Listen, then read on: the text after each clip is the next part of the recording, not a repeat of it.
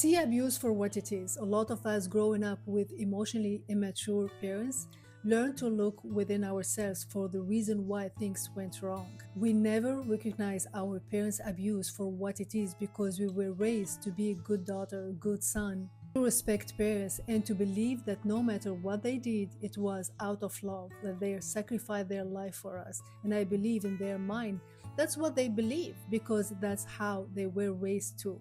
Some parents had children out of obligation or by mistake, so they felt obliged to take care of them, but they did it through giving them food, shelter, and education only.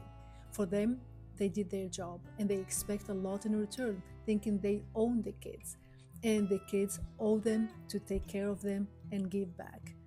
And especially when you have narcissist parents or highly victim parents, it's hard for you to recognize the damage and the depth of their emotional abuse, and some of them even physical and verbal abuse. Because those parents raise with control, guilt, manipulation, and lies. They blamed you for everything.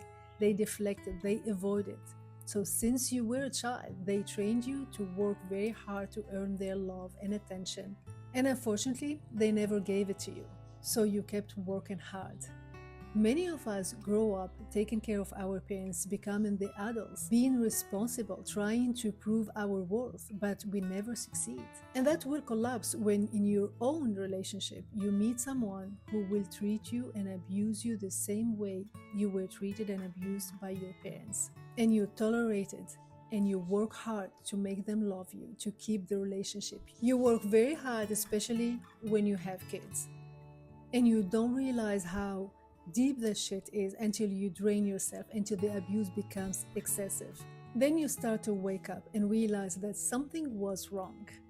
Unfortunately, a lot of people realize that after separation, after divorce, when the damage went so far, and they don't get it until they start to work on themselves. That's why it's very important to recognize and acknowledge the abuse that you were raised with, either emotional, verbal, or physical, and to not be afraid of naming things as they are, not to blame, not to be a victim, but to stop this cycle, to protect yourself, your dignity, your health, your sanity, your inner peace, and to start taking care of yourself, because no one will do it for you.